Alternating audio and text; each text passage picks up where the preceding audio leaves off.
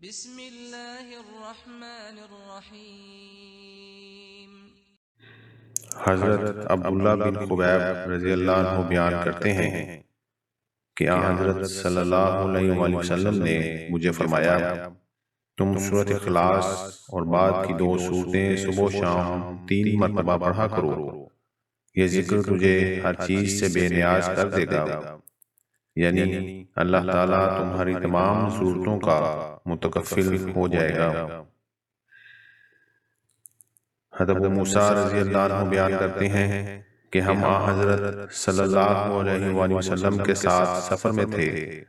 لوگ زور زور سے نعرۂ تکبیر لگانے لگے۔ اس پر حضور صلی اللہ علیہ وآلہ وسلم نے فرمایا، اے لوگو، میانہ روی اختیار کرو، نہ تو تم کسی بہرے کو بلا رہے ہو اور نہ ہی کسی ایسے کو جو موجود نہ ہو، تم ایسی ہستی کی بڑائی بیان کر رہے ہو